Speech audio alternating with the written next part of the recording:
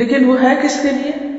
وہ ان لوگوں کے لیے ہے جو ایمان لائے ہیں اور اپنے رب پر بھروسہ کرتے ہیں، توکل کی صفت رکھتے ہیں، اور جو بڑے بڑے گناہوں اور بے حیائی کے کاموں سے پرہیز کرتے ہیں، کبیرہ گناہوں سے بچنے والے اور بے حیائی سے خاص طور پر بچنے والے، اور اگر غصہ آ جائے تو درگزر کرتے ہیں، جو اپنے رب کا حکم مانتے ہیں، نماز قائم کرتے ہیں، اپنے معاملات آپس کے مشورے سے چلاتے ہیں، ہم نے جو کچھ بھی رزق انہیں دیا ہے اس میں سے خرچ کرتے ہیں، اور جب ان پر زیادتی کی جاتی ہے تو اس کا مقابلہ کرتے ہیں، برائی کا بدلہ ویسی ہی برائی ہے، پھر جو کوئی معاف کر دے اور اصلاح کرے اس کا اجر اللہ کے ذمہ ہے، اللہ ظالموں کو پسند نہیں کرتا، اور جو لوگ ظلم ہونے کے بعد بدلہ لیں ان کو ملامت نہیں کی جا سکتی، ملامت کے مستحق تو وہ ہیں جو دوسروں پہ ظلم کرتے ہیں اور زمین میں ناحق زیادتیاں کرتے ہیں، ایسے لوگوں کے لیے دردناک عذاب ہے، البتہ جو شخص صبر سے کام لے اور درگزر کرے تو یہ بڑی ہمت کے کاموں میں سے ہے۔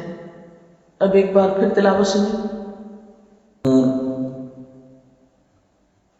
فما اوتیتم من شیء فمتاع الحیاۃ الدنیا، جو کچھ بھی تم کو ملا ہے، اب آپ سوچ سکتے ہیں کہ آپ کو کیا کچھ ملا ہوا ہے۔ اپنے جسم کے اندر آپ دیکھ سکتے ہیں کہ آپ کو کتنی نعمتیں ملی ہوئی، کتنی قوتیں ہیں آپ کے پاس، اپنے کھانے پینے کی اشیاء میں، رزق میں دیکھیے، اپنی پرسنل بلانگنگز دیکھیے، آپ کے گھر میں کیا کچھ ہے اس پہ نظر ڈالیے، تو جو کچھ بھی آپ کی پوزیشن میں ہے، جو بھی آپ کی ملکیت میں ہے، جو بھی آپ کے نام پر ہے، کوئی پراپرٹی ہے، کوئی جاگیر ہے، کوئی پلازا ہے، کوئی گھر ہے، کوئی لینڈ ہے، کچھ بھی جو آپ کے پاس ہے، یہ صرف تھوڑے دن کے لیے ہے، چند دن کے لیے، اس لیے ان چیزوں کو پا کر پھولنے کی اور تکبر کرنے کی تو کوئی گنجائش ہے ہی نہیں، اور اگر کسی کے پاس نہیں ہے تو اس کو رونے کی ضرورت نہیں، اس لیے کہ چند دن کے بعد یہ دونوں برابر ہو جائیں گے، جن کے پاس ہے ان سے لے لیا جائے گا، اور جن کے پاس نہیں ہے ان کے پاس تو ویسے ہی نہیں ہے، لہذا پانے والے اور نہ پانے والے سب ایک جیسے ہو جائیں گے۔ لیکن ضروری نہیں کہ پانے سے مراد یہاں مال و دولت ہے، زندگی جیسی نعمت ہر ایک کے پاس ہے، زندگی بھی واپس لے لی جائے گی۔ وما اوتیتم من شیء، کوئی بھی چیز، محض مال و دولت نہیں، کوئی بھی چیز جو آج ملی ہے، یہ وقت، یہ مہلت، یہ زندگی، یہ صحت، یہ جوانی، یہ فراغت، جو کچھ بھی ہے ہمارے پاس، اور پھر مال و متاع میں سے جو کچھ ہے، یہ سب کیا ہے؟ فمتاع الحیات الدنیا، یہ صرف دنیا کی زندگی میں استعمال کے قابل چیزیں ہیں۔ کوئی شخص جس کے پاس قارون کا خزانہ ہی کیوں نہ ہو، اس میں سے استعمال بس اتنا ہی کر سکتا ہے جو اس کی ضرورت ہے۔ جیسے حدیث میں آتا ہے نا، انسان کہتا ہے میرا مال میرا مال، حالانکہ اس کا مال اصل میں کیا ہے؟ جو اس نے کھا لیا، ختم کر دیا، پہن لیا، پرانا کر دیا، یعنی استعمال کر دیا، ختم ہو گیا، یا پھر آگے بھیج دیا آخرت کے لیے، باقی سب کچھ تو دوسروں کے لیے ہے۔ صدقہ خیرات کر ہی بس وہ شخص سکتا ہے جو رب پہ بھروسہ کرتا ہو، جو رب کی بجائے مال پر بھروسہ کرتا ہو، وہ کبھی توکل نہیں کر سکتا اللہ پہ، وہ کبھی اللہ کی راہ میں دے ہی نہیں سکتا، دے گا بھی تو کیسے دے گا؟ کیونکہ اس کو ڈر ہوگا کہ یہ چلا گیا تو میں کہاں سے کھاؤں گا، یہ دے دیا تو میں کہاں سے پہنوں گا، یہ کسی کا ہو گیا تو میرا کیا بنے گا۔ آپ اپنی زندگی پر بھی نظر دوڑائیں، جب بھی کوئی چیز صدقہ کرنے کو دل چاہے تو سب سے پہلا خیال کیا ہوتا ہے؟ تو میرا کیا ہوگا، میں کیا کروں گا، یہ چیز اگر میں فلاں کو دوں تو میرا کیا ہوگا، اور پھر آپ 100 ضروریات ڈھونڈ لیتے۔ کبھی آپ نے اسٹور کی صفائی کی گھر میں کسی دراز کی؟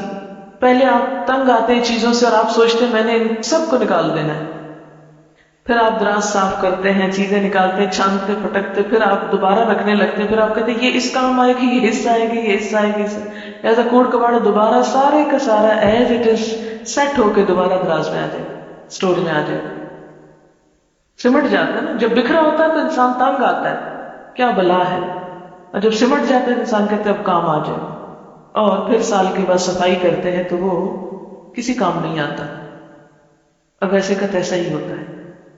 یاد رکھیں اگر کوئی چیز بن میں بھی ڈالنی پڑے نا تو اس نیت سے ڈالا کریں جو ذرا غیر ضروری ہو، کہ کئی اللہ کی مخلوق بیچاری غریب بن کھول کھول کے چیزیں ضرورت کی نکالتی،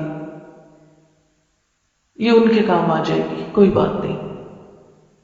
آپ کو پتہ ہے کئی لوگ بوتلیں اس میں سے نکالتے ہیں، کینز نکالتے ہیں، کاغذ نکالتے ہیں، کوئی بھی پرانی شرانی چیز جو انہیں مل جاتی وہ نکالتے ہیں اور پھر ان کو اکٹھا کر کر کے بیچ کے رات کی روٹی کھاتے ہیں۔ تو اگر آپ نے کوئی بھی غیر ضروری چیز اس نیت سے ڈال دی اس میں، چلو ان کے کام آ جائے گی، میں اپنا لالچ تو دور کروں، جانے دوں، چھوڑو اس کو، بہت رکھ لی اپنے پاس، تو اس چھوٹی سی نیکی کو بھی حقیر نہ سمجھیں۔ وما عند اللہ خیر، اب اس میں سے بھی جو اللہ کے پاس بھیج دیا وہ سب سے بہتر ہے، خیر بہتر ہے، اچھا ہے، وہ جو وہاں جا کے لوگے وہ اچھا ہے، وہ ابقا، اور زیادہ باقی رہنے والا ہے ہمیشہ کے لیے۔ اگر دنیا میں بھی آپ کے پاس سب سے اچھی چیزیں ہیں تو بھی ان کو بقا نہیں، کوئی ٹوٹ جاتی ہے، کوئی پرانی ہو جاتی ہے، کوئی میلی ہو جاتی ہے، کوئی گم ہو جاتی ہے، لیکن جو اللہ کے پاس ہے نہ اس کو ٹوٹنا ہے، نہ پرانا ہونا ہے، نہ گم ہونا ہے، ابقا، ایور لاسٹنگ، ہمیشہ رہنے کے لیے ہے۔ یعنی کسی کو آج ان نعمتوں کا مل جانا اس بات کی ضمانت نہیں کہ کل بھی ملے گا، یا جس کو آج ملا ہے وہ کل کا بھی حق رکھتا ہے، نہیں، آج پانے والے کل محروم بھی ہو سکتے ہیں۔ ہاں، ان نعمتوں کی حفاظت اور ان کو باقی رکھنے کا گر کیا ہے، طریقہ کیا ہے، ان کو ہمیشہ کے لیے کیسے بچایا جائے، کیسے پریزرو کیا جائے، کس طرح ان سے فائدہ اٹھایا جائے، اس کے لیے آج ان نعمتوں کے ساتھ کچھ صفات اور کچھ کوالٹیز اپنے اندر پیدا کرنے کی ضرورت ہے۔ ان میں سب سے پہلی چیز جو یاد رکھنے کی ہے وہ کیا کہ للذین آمنوا، یہ سب ان لوگوں کے لیے ہے جو ایمان والے ہیں۔ نمبر 2، وعلی ربہم یتوکلون، وہ اپنے رب پر بھروسہ رکھتے ہیں۔ توکل کرنا اور نہ کرنا دو مختلف طرح کی نفسیات ہیں، دو مختلف رویے ہیں۔ توکل کرنے والے، اپنے رب پہ بھروسہ کرنے والے اور طرح جیتے ہیں، اور مایوس شخصیتیں اور طرح جیتی ہیں۔ نا امیدی اور مایوسی انسان کو ایک مختلف راہ پر لے جاتی ہے۔ وما عند اللہ خیر وابقا للذین آمنوا وعلی ربہم یتوکلون، اللہ پہ بھروسہ کرنے والوں کو ہی زیادہ ملا کرتا ہے، وہی باقی رہنے والی نعمتیں حاصل کر سکتے ہیں۔ ایمان کا تو مطلب ہی ہے مان جانا، یقین کر لینا، اور یہ جنم دیتا ہے کس کو؟ اعتماد اور بھروسے کو۔ جو شخص اپنے رب پر ایمان رکھتا ہے وہ ایک ایسا مضبوط سہارا تھام لیتا ہے جس کو کبھی بھی ختم نہیں ہونا، کبھی بھی نہیں ٹوٹنا۔ اللہ تعالیٰ فرماتے ہیں فَمَن يَكْفُرْ بِالطَّاغُوتِ وَيُؤْمِن بِاللَّهِ فَقَدِ اسْتَمْسَكَ بِالْعُرْوَةِ الْوُثْقَىٰ لَا انفصام لَهَا، جو کوئی طاغوت کا انکار کرتا ہے اور اللہ پر ایمان لے آتا ہے وہ ایک ایسا مضبوط کڑا تھام لیتا ہے، یعنی اللہ کے سوا باقی ساری قوتوں کو نگیٹ کرتا ہے اور اول و آخر اللہ ہی پر بھروسہ رکھتا ہے، اسی پر یقین کرتا ہے، اسی پر توکل کرتا ہے جیسا توکل کرنے کا حق ہے، تو پھر وہ ایک ایسا مضبوط کڑا تھامتا ہے لا انفصام لہا، جو کبھی بھی نہیں ٹوٹ سکتا۔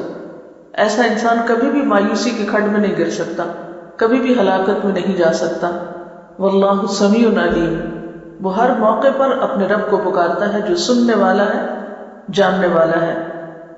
ان کا دوست اللہ ہے، اللہ ولی الذین آمنوا، ایسے لوگوں کو اپنے رب کی دوستی نصیب ہوتی ہے، اس کی معرفت نصیب ہوتی ہے۔ یخرجہم من الظلمات الی النور، پھر انہیں اپنے رب کی رحمت سے روشنی نصیب ہوتی ہے، نور نصیب ہوتا ہے، اور یہ نور اسی کو نصیب ہو سکتا ہے جو حقیقی معنوں میں ایمان رکھتا ہو اور اپنے رب پر بھروسہ کرتا ہو۔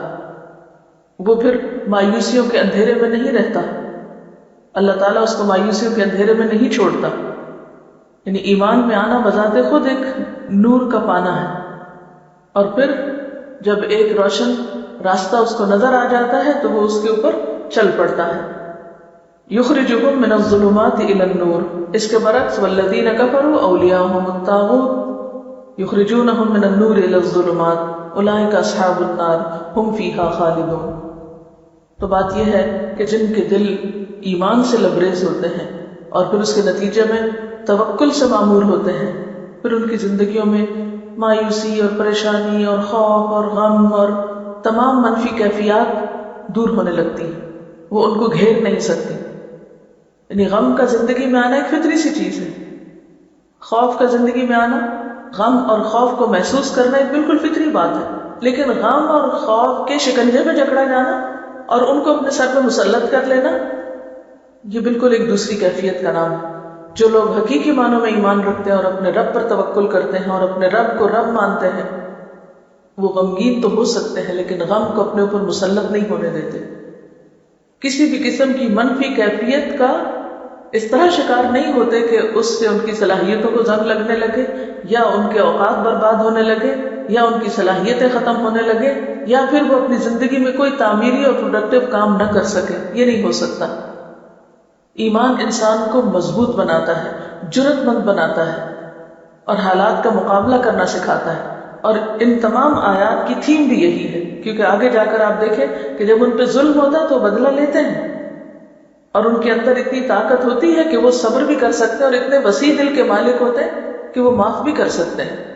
لہذا وَمَا عِندَ اللَّهِ خَيْرٌ وَأَبْقَى لِلَّذِينَ آمَنُوا وَعَلَىٰ رَبِّهِمْ يَتَوَكَّلُونَ. آخرت کا گھر توکل کرنے والوں کے لیے، کیونکہ جو شخص اللہ پہ توکل کرتا ہے وہ ایک مثبت سوچ کا مالک ہوتا ہے. جو شخص مثبت سوچ کا مالک ہوتا ہے اس کی زندگی تعمیری، مفید اور خیر اور بھلائی کے کاموں سے بھری ہوئی ہوتی. وہ ہر دم، ہر لمحہ آگے کی طرف جا رہا ہوتا ہے، وہ اوپر کو جا رہا ہوتا ہے، وہ بلندی کی طرف جا رہا ہوتا ہے. جیسے ایک روایت میں آتا ہے کہ جس شخص کے 2 دن ایک جیسے گزرے وہ دھوکے میں رہا، یعنی اس نے نقصان اٹھایا. ایمان تو ہمیں ہر دم آگے بڑھنے کی تدبیریں بتاتا ہے، اور یہ آگے بڑھنا اسی کے نصیب میں ہو سکتا ہے جس کی سوچ تعمیری ہو، مثبت ہو، اور جس کے اندر ہر خوف اور غم کو نمٹنے کے لیے توکل کا ایک میزان ہو، یا توکل اور یقین ہو اس کے اندر. اور پھر کچھ اور صفات، والذین یجتنبون کبائر الاثم. ایسے لوگ جن کے اندر اتنی ایمانی جرأت ہوتی اور جن کے اندر توکل ہوتا ہے، پھر وہ بڑے بڑے گناہوں سے بچ جاتے ہیں. مثلا بڑے گناہوں میں اکبر الکبائر کیا ہے؟ جھوٹ. مثلا معاملات کی بات اب کر رہے ہیں. جھوٹ سے کون بچ سکتا ہے؟ جس کے اندر ایمان ہوگا، جس کے اندر ایک جرأت ہوگی، جو لوگوں سے نہیں ڈرتا ہوگا. جو جتنا لوگوں سے ڈرتا ہے اتنا زیادہ جھوٹ بولتا ہے. جو اپنے رب پہ بھروسہ کرنے کی بجائے لوگوں پہ بھروسہ کرتا ہے، لوگوں کو اپنا رب مانتا ہے، لوگوں سے مفادات حاصل کرنا چاہتا ہے، تو پھر وہ ان کی نظر میں اچھا بننے کے لیے طرح طرح کے جھوٹ بولتا ہے. یہ غلط رویہ اختیار کرتا ہے. لیکن جو شخص اپنے رب کے سامنے سچا ہوتا ہے اور اپنے رب کے سامنے ایماندار ہوتا ہے، پھر اس کو کمزور سہاروں کی ضرورت نہیں ہوتی. پھر وہ ہر طرح کی برائی سے بچنے کی ہمت پاتا ہے اپنے اندر. جیسے ایک حدیث میں آتا ہے نا کہ ان الصدق یہدی الی البر وان البر یہدی الی الجنہ، کہ سچائی نیکی کی طرف لے جاتی ہے اور نیکی جنت کی طرف لے جاتی ہے. وان الرجل لیصدق حتی یکتب عند اللہ صدیقا، اور ایک انسان سچ بولتا رہتا ہے یہاں تک کہ اللہ کے ہاں صدیق لکھ لیا جاتا ہے. وان الکذب یہدی الی الفجور وان الفجور یہدی الی النار، اور جھوٹ برائی کی طرف لے جاتا ہے اور برائی جہنم کی طرف لے جاتی ہے.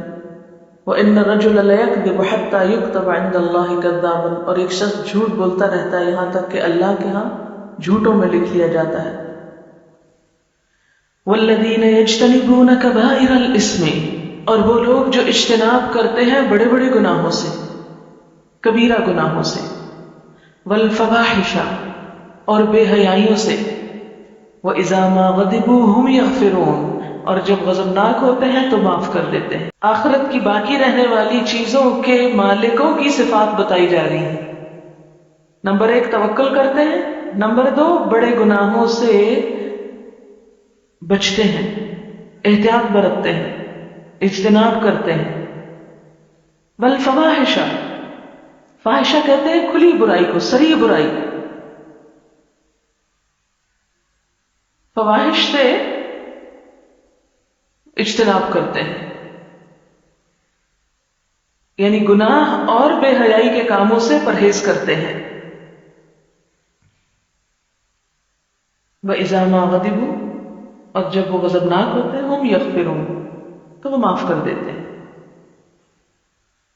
جیسے پیچھے پڑھ چکے ہیں وَالْكَاظِمِينَ الْغَيْظَ وَالْعَافِينَ عَنِ النَّاسِ، لوگوں سے درگزر کرنا ان کے مزاج اور طبیعت کا حصہ ہے۔ جنت والوں کے مزاج میں ہے یہ بات کہ وہ لوگوں کے قصوروں سے درگزر کر جاتے ہیں۔ ان کے مزاج میں انتقام اور بدلہ نہیں۔ آپ صلی اللہ علیہ وسلم کے بارے میں آتا ہے کہ آپ نے اپنی ذات کے لیے کبھی بدلہ نہیں لیا۔ ہاں، اگر اللہ کی حدوں میں سے کسی حد کو توڑا جاتا تو وہ آپ کے لیے ناقابل برداشت تھا۔ یہ بخاری کی روایت ہے۔ اللہ کی حدود کا سب سے زیادہ لحاظ رکھتے تھے، اس پہ آپ نے حد بھی جاری کی، سزا بھی دی، کوڑے بھی مروائے، رجم بھی کروایا، ہاتھ بھی کٹوائے، کیونکہ وہ اللہ کی حد توڑی گئی تھی۔ تو والذین یجتنبون کبائر، وہ خود بخود کبائر سے نکلنا شروع ہو جاتے ہیں۔ یعنی سچے ایمان اور توکل کے بغیر کبائر سے بچنا ممکن نہیں ہوتا۔ پھر کبائر میں غیبت کرنا، دوسروں کی پیٹھ پیچھے ان کی برائیاں کرنا، پھر کبائر میں زنا، شراب، چوری، دھوکہ، امانت میں خیانت، یہ ساری کبیح صفات اسی شخص کے اندر ہو سکتی ہیں جس کے اندر ایمان نہ ہو اور جس کا رب پر بھروسہ نہ ہو۔ جب اس کے دل سے لوگوں کا خوف نکلتا ہے تو پھر وہ صحیح رستے پر آ جاتا ہے۔ اور پھر خاص طور پر کبیرہ گناہوں میں والفواحش، فواحش سے بچتا ہے۔ فواحش کا لفظ فحش سے نکلا، کھلی برائی، اور خصوصاً بے حیائی کے کام۔ بے حیائی کے کاموں میں کیا چیزیں آتی ہیں؟ ایک تو یہ جھوٹ، دھوکہ، یہ سب بے حیائی کے کام ہیں، لیکن اس کے علاوہ دیکھیے گناہ کی تعریف کیا کی گئی کہ جس پر تم خوف کھاؤ کہ لوگوں کو پتہ نہ چل جائے، یعنی جس کے بارے میں تم ڈر ہو کہ ہائے میرا پول نہ کھل جائے، جو کام تم لوگوں کے سامنے نہیں کر سکتے، اور اس سے بڑی